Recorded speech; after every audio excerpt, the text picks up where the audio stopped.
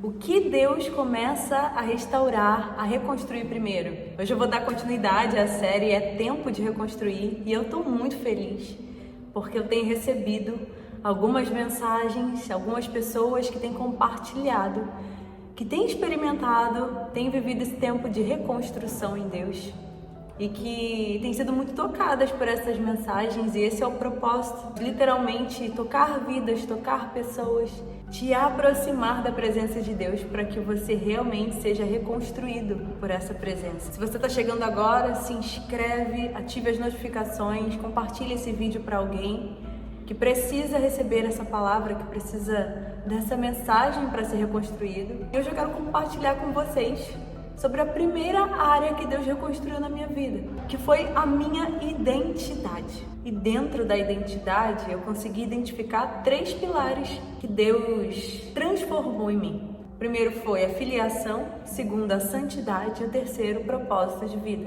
Vou compartilhar com vocês, falar um pouquinho aqui de forma bem informal desses 3 pilares e como tudo aconteceu na minha vida. E o primeiro pilar foi a filiação, que é algo essencial na vida de qualquer ser humano, né?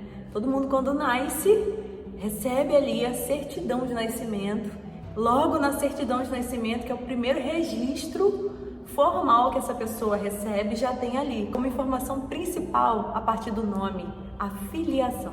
E eu sou filha do Beto e da Rita, ou melhor, do Carlos e da Rita. Uma criança, ela cresce tendo a consciência de quem é o seu pai e de quem é a sua mãe. Ela cresce consciente da sua filiação, certo? E existem vários tipos de pais. Existem os pais de sangue, existem os pais adotivos, existem os pais de coração, existem os pais da fé. Mas quando Deus reconstrói a vida de alguém, Ele começa essa reconstrução na sua identidade. E o primeiro pilar dessa identidade reconstruída é trazer a consciência da filiação em Deus. Nós não podemos esquecer de quem nós somos filhos.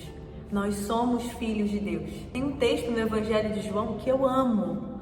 E a Bíblia vai dizer: mas todos aqueles que creram no seu nome receberam o poder de serem feitos filhos de Deus. Esse é o poder que nós carregamos nas mãos. É tão poderoso porque, com a nossa filiação natural, nós nos tornamos parecidos com os nossos pais. Nós herdamos manias, nós herdamos defeitos, nós herdamos qualidades, nós herdamos o jeito de andar, muitas vezes, o jeito de falar, a aparência. E todos aqueles que creem em Deus e pela graça recebem o direito e o poder de serem feitos filhos de Deus, recebem a capacitação do próprio Deus para se tornarem semelhantes, parecidos, para herdarem tudo aquilo que Deus possui. Gente, isso é grandioso demais. Mas muitas vezes o que a gente não entende é que, mesmo sendo filhos de Deus, nós passamos por algumas situações adversas, difíceis na vida. E é nesse exato momento que entra o grande e importante papel da nossa identidade reconstruída em Deus. Porque uma identidade firmada em Deus nos traz segurança e pertencimento.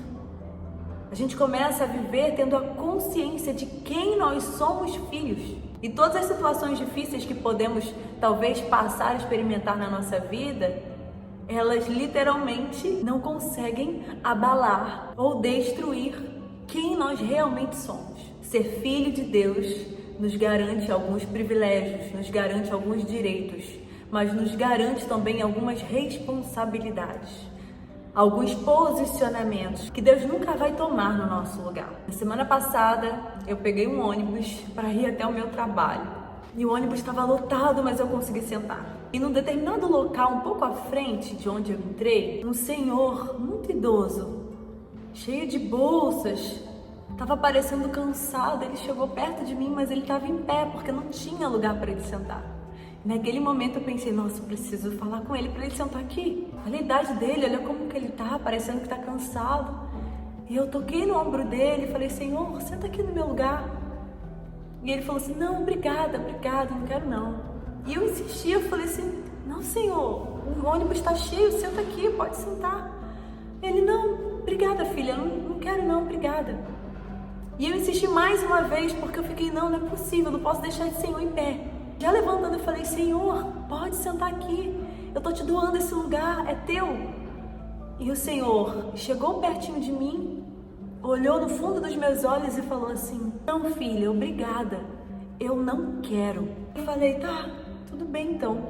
Nesse momento, no meu pensamento, eu comecei a falar com Deus: nossa, Senhor, eu sou jovem, estou sentada e esse senhor tão idoso está em pé. E o direito de estar sentada aqui não é meu, é dele. Mas ele não quis.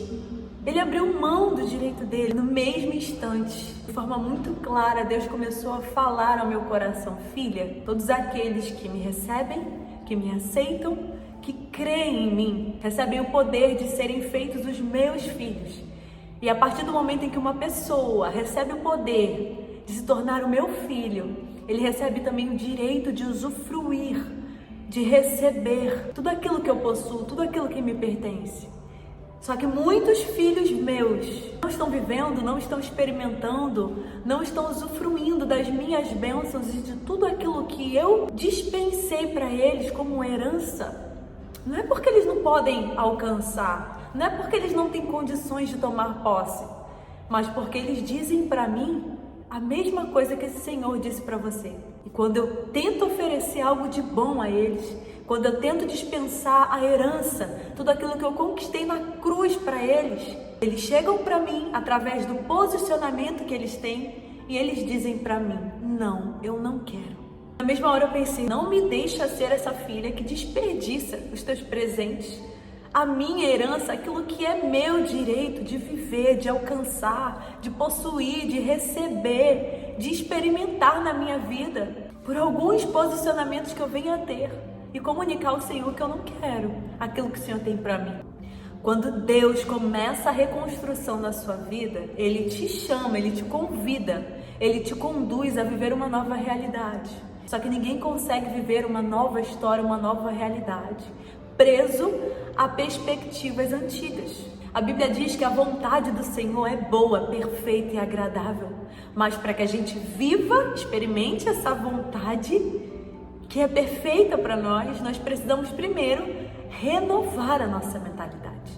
E aí eu me lembro daquele outro texto da Bíblia que diz: não tem como despejar vinho novo num recipiente velho. No meu processo de reconstrução, eu precisei avaliar muitos posicionamentos que eu estava tendo, muitos posicionamentos que eu tinha anteriormente. Eu precisei me fazer a pergunta: será que eu realmente quero ser reconstruída pelo Senhor? Será que eu realmente quero avançar na minha vida? Será que eu realmente quero sair desse lugar de dores, de angústias, de traumas? E o Senhor te faz essa pergunta nesse momento: será que você realmente quer ser reconstruído por mim? Porque eu só poderei te conduzir a viver uma nova realidade quando você deixar a antiga mentalidade, quando você deixar os antigos posicionamentos. É tempo de reconstruir, é tempo de avançar, é tempo de reciclar a mente, de renovar os posicionamentos, de ter atitudes novas, de ser mais intencional, de focar na sua reconstrução, de entender que você é filho de Deus e todo filho de Deus precisa viver e se posicionar como filho.